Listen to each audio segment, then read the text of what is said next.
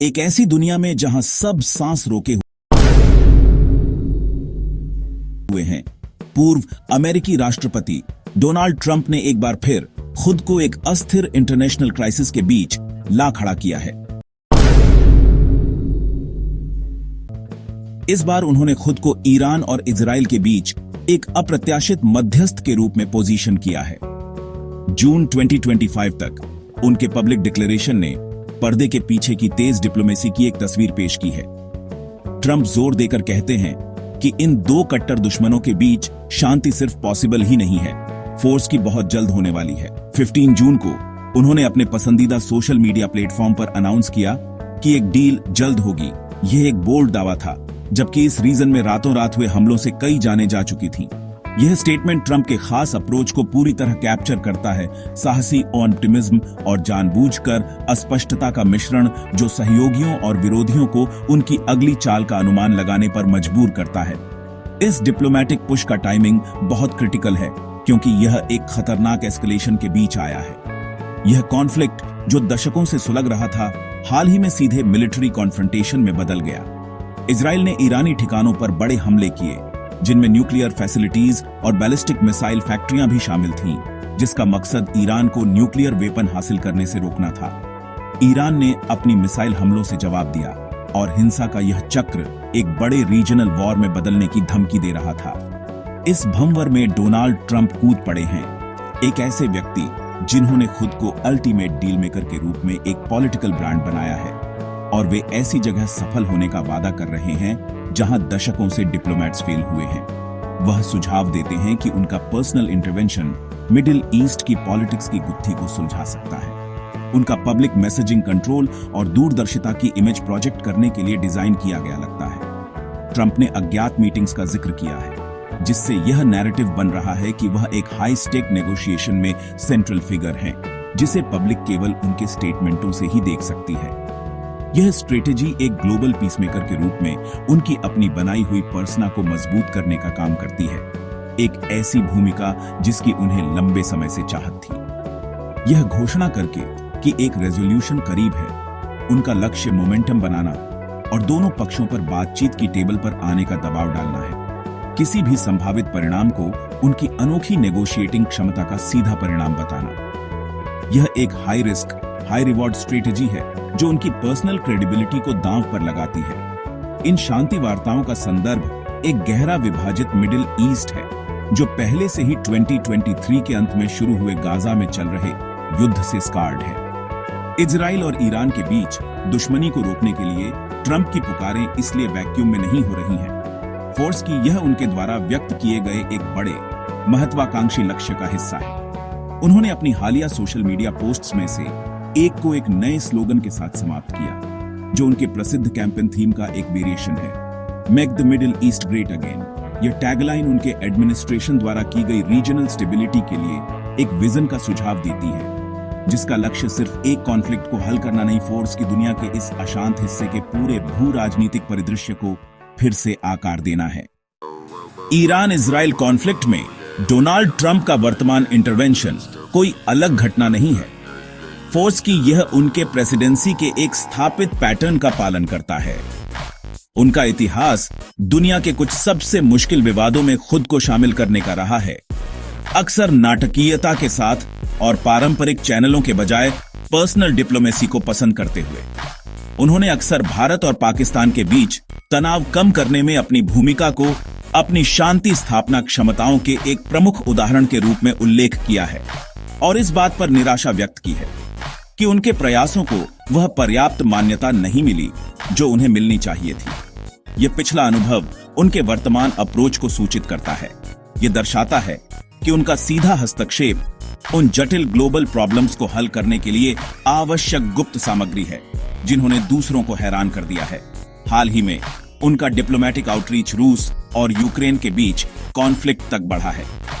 14 जून 2025 को रशिया राष्ट्रपति Vladimir Putin के साथ एक फोन कॉल के बाद ट्रंप ने सार्वजनिक रूप से कहा कि दोनों नेता इस बात पर सहमत थे कि मिडिल ईस्ट में युद्ध समाप्त होना चाहिए। उसी सांस में उन्होंने अपने रशियाई समकक्ष के लिए एक मैसेज भी जोड़ा, जिसमें कहा गया कि पुतिन को अपना युद्ध भी समाप्त करना चाहिए। यह उनकी अलग अलग ग्लोबल कॉन्फ्लिक्ट्स को जोड़ने की प्रवृत्ति को दर्शाता है, जिसमें वह खुद को एक केंद्रीय व्यक्ति के रूप में प्रस्तुत करते हैं, जो एक साथ कई संकटों का प्रबंधन करने में सक्षम है। ऑनफिस लौटने पर इन युद्धों को तुरंत हल करने के अपने कैंपेन के वादों के बावजूद हिंसा बनी हुई है, जो इंटरनेशनल डिप्लोमेसी में स्टेटमेंटबाजी और रियलता के बीच भारी अंतर को उजागर करती है। ट्रंप की मध्यस्थता रणनीति का मूल एक दोहरी ट्रैक अप्रोच लगता है, जिसमें शांति के लिए सार्वजनिक आह्वान और संभावित परिणामों की कड़ी चेतावनी दोनों शामिल हैं।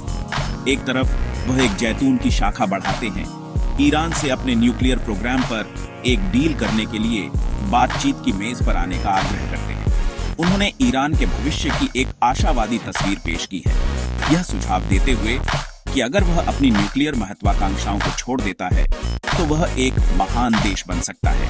यह भाषा राष्ट्रीय गौरव और आर्थिक स्वार्थ की भावना को आकर्षित करने के लिए डिजाइन की गई है, जो अलगाव और कॉन्फ्लिक्ट से बाहर निकलने का एक रास्ता प्रदान करती है। ये आर्ट ऑन द डील का क्लासिक अप्रोच है, दूसरे पक्ष को बातचीत में लुभाने के लिए एक आकर्षक प्रपोजल के साथ शुरुआत करना। दूसरी ओर इस प्रपोजल को बल के खतरे का अंतर्निहित समर्थन प्राप्त है। हालांकि उनके हालिया बयान डिप्लोमेसी पर केंद्रित रहे हैं, उनके एडमिनिस्ट्रेशन की कार्रवाई और उनकी अपनी पिछली स्टेटमेंटबाजी में सैन्य तत्परता का एक अंतर्निहित संदेश है। उन्होंने महत्वपूर्ण विनाश और जानमाल के नुकसान की बात की है, जो पहले ही हो चुका है, इसे कुछ बहुत बुरे की प्रस्तावना के रूप में फ्रेम करते हुए, यदि कोई डिप्लोमेटिक समाधान नहीं मिलता है। रिकंसिलिएशन और जबरदस्ती का यह मिश्रण उनकी बातचीत शैली की एक विशेषता है।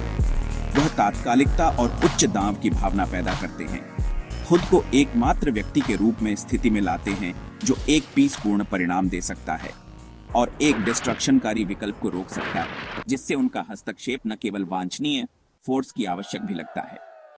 21वीं सदी में डिप्लोमेसी अब केवल शांत बैकरूम और फॉर्मल कम्युनिकेशंस तक ही सीमित नहीं है। डोनाल्ड ट्रंप के लिए ये एक ऐसा तमाशा है जो सार्वजनिक रूप से पूरी रोशनी में होता है, जिसमें सोशल मीडिया उनका प्राइमरी स्टेज है। ट्रुथ सोशल जैसे प्लेटफॉर्म का उनका उपयोग उनकी फॉरेन पॉलिसी के शस्त्रागार का एक केंद्रीय उपकरण बन गया है, जिससे उन्हें पारंपरिक मीडिया और डिप्लोमेटिक प्रोटोकॉल को बायपास करके सीधे एक ग्लोबल ऑडियंस से बात करने की अनुमति मिलती है। 15 जून को उनकी यह घोषणा कि ईरान और इजराइल के बीच शांति जल्द होगी, इस स्ट्रेटेजी का एक प्रमुख उदाहरण था। पोस्ट छोटा, प्रभावशाली और वेरिफिएबल डिटेल्स से रहित था, फिर भी इसने न्यूज साइकिल पर हावी रहा और इंटरनेशनल एजेंडा तय किया, जिससे दुनिया के नेताओं और एनालिस्ट्स को उनके नैरेटिव पर रिएक्ट करने के लिए मजबूर होना पड़ा। यह मेथड ट्रंप को कॉन्फ्लिक्ट और उसमें अपनी भूमिका की फ्रेमिंग को कंट्रोल करने की अनुमति देता है। पोस्ट्स की लगातार स्ट्रीम के माध्यम से वह एक ऐसी रियलता का निर्माण करते हैं जहां वह अपरिहार्य डील मेकर हैं, जो अकेले जटिल वार्ताओं का आयोजन कर रहे हैं। 12 जून को उन्होंने ट्रुथ सोशल का उपयोग डिप्लोमेटिक समाधान के प्रति अपनी प्रतिबद्धता की पुष्टि करने के लिए किया, लेकिन एक महत्वपूर्ण शर्त के साथ, ईरान द्वारा अपने न्यूक्लियर वेपन प्रोग्राम को पूरी तरह से छोड़ना। इस घोषणा को ऑनलाइन करके वह सार्वजनिक रूप से समझौते की शर्तें तय करते हैं, ईरान पर दबाव डालते हुए और साथ ही अपने घरेलू आधार और इजराइल जैसे सहयोगियों को अपने दृढ़ रुख का आश्वासन देते हैं। यह डिप्लोमेसी का एक प्रदर्शन है जितना कि यह उसका अभ्यास है। इन पोस्ट्स में इस्तेमाल की गई भाषा को सरल, दोहराव वाली और यादगार बनाने के लिए सावधानी पूर्वक कैलिब्रेट किया गया है। Make the middle east great again जैसे वाक्यांश केवल फालतू की बातें नहीं है, फोर्स की उन्हें ब्रांड स्लोगन की तरह काम करने के लिए तैयार किया गया है, जो एक जटिल पॉलिसी लक्ष्य को एक आसानी से समझ में आने वाले साउंड बाइट में समाहित करता है। यह अप्रोच डिप्लोमैट्स द्वारा आमतौर पर इस्तेमाल की जाने वाली सूक्ष्म और सतर्क भाषा के बिल्कुल विपरीत है। ट्रंप के पोस्ट अधिकतम प्रभाव और शेयर करने योग्य होने के लिए डिजाइन किए गए हैं, जो फॉरेन पॉलिसी की घोषणाओं को वायरल कंटेंट में बदल देते हैं। यह जानकारी को लोकतांत्रिक बनाता है, लेकिन गहरे जटिल मुद्दों को बहुत सरल बनाने का जोखिम भी उठाता है, जिससे विश्व मंच पर गलत व्याख्याएं और अनपेक्षित परिणाम हो सकते हैं। यह डिजिटल फर्स्ट अप्रोच अपने विरोधियों को भी अस्थिर रखने का काम करता है, सोशल मीडिया के माध्यम से विकास, वास्तविक या महत्वाकांक्षी की घोषणा करके वह अन्य सरकारों को पीछे हटने के लिए मजबूर करते हैं। जब उन्होंने इजरायली प्रधानमंत्री बेंजामिन नेतन्याहू के साथ चर्चा या व्लादिमीर पुतिन के साथ अपने फोन कॉल का उल्लेख किया, तो वह केवल जनता को सूचित नहीं कर रहे थे फोर्स कि अन्य इंटरनेशनल प्लेयर्स को भी संकेत दे रहे थे। यह एक ऐसा डायनामिक बनाता है जहां वॉशिंगटन या विशेष रूप से ट्रंप खुद सभी स्पीड विधियों का केंद्र है। यह पब्लिक डिप्लोमेसी का एक बोल्ड और आधुनिक रूप है, लेकिन एक ऐसा रूप जिसमें महत्वपूर्ण जोखिम होते हैं, क्योंकि यह गति और प्रभाव को उन सावधानी पूर्वक जानबूझकर प्रक्रियाओं पर प्राथमिकता देता है जो पारंपरिक रूप से इंटरनेशनल रिलेशंस को परिभाषित करती हैं। डोनाल्ड ट्रंप की डिप्लोमेटिक अप्रोच पर प्रतिक्रियाएं उतनी ही बंटी हुई और विवादास्पद रही हैं जितना कि वे खुद हैं। इजराइल में प्रतिक्रिया सतर्क और कुछ हद तक विरोधाभासी रही है। जबकि प्रधानमंत्री बेंजामिन नेतन्याहू ने ट्रंप के साथ अपनी चर्चाओं की पुष्टि की, उनकी सार्वजनिक स्थिति अडिग बनी हुई है। जिस दिन ट्रंप आसन्न शांति की बात कर रहे थे, उसी दिन नेतन्याहू जोर दे रहे थे कि ईरान के खिलाफ इजराइल का सैन्य अभियान वास्तव में तेज होगा। यह एक मौलिक भिन्नता को उजागर करता है। जबकि ट्रंप सौदों और डिप्लोमेसी की बात करते हैं, इजरायली नेतृत्व तत्काल सुरक्षा खतरों पर केंद्रित रहता है, यह सुझाव देते हुए कि कोई भी बातचीत उनके जमीनी सैन्य उद्देश्यों के लिए सेकेंडरी है। ईरान से ट्रंप की डील के आह्वान पर कोई आधिकारिक सकारात्मक प्रतिक्रिया नहीं मिली है। ट्रंप खुद ईरानी नेतृत्व को महान वार्ताकार बताते हैं, फिर भी उन्होंने सार्वजनिक रूप से कोई संकेत नहीं दिया है कि वे उनकी शर्तों पर बातचीत करने को तैयार हैं।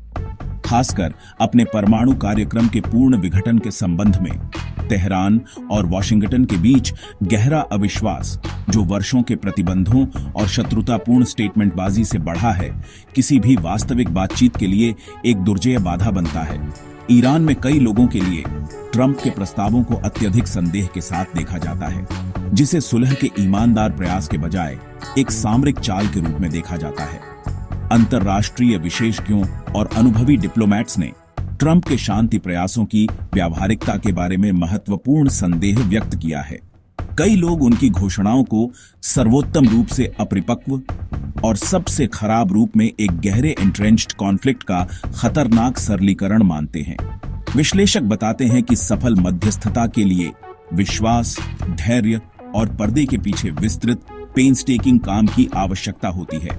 ऐसे गुण जो ट्रंप के सार्वजनिक सामने व्यक्तित्व प्रेरित दृष्टिकोण के विपरीत हैं। उनके स्टेटमेंटों में ठोस विवरण या प्रगति के सबूत की कमी से कई लोगों का मानना है कि उनके दावे शांति समझौते को प्राप्त करने से अधिक राजनीतिक दिखावा और एक पीसदूत के रूप में अपनी छवि को मजबूत करने के बारे में हैं। अंततः सवाल यह बना रहता है कि क्या ट्रंप का अपरंपरागत दृष्टिकोण हिंसा के चक्र को तोड़ सकता है, या क्या यह पहले से ही अस्थिर स्थिति में केवल अप्रत्याशितता की एक और परत जोड़ देगा। उनके समर्थक तर्क देंगे कि डिप्लोमेटिक मानदंडों को त्यागने की उनकी इच्छा ही वह है जिसकी एक सफलता प्राप्त करने के लिए आवश्यकता है। हालांकि आलोचकों को डर है कि उनकी पीसपूर्ण पेशकश और पतले छिपे खतरों का मिश्रण सभी सोशल मीडिया पर आवेगपूर्ण रूप से प्रसारित आसानी से उल्टा पड़ सकता है। एक गलत अनुमान या एक गलत पढ़ा गया बयान तनाव को कम करने के बजाय बढ़ा सकता है, जिससे ईरान और इजराइल को उस पूर्ण पैमाने के युद्ध के करीब धकेला जा सकता है जिसे ट्रंप रोकने की कोशिश करने का दावा करते हैं। शांति की संभावना नाजुक बनी हुई है, जो एक वास्तव में अपरंपरागत मध्यस्थ के शब्दों और कार्यों पर अनिश्चित रूप से लटकी हुई है।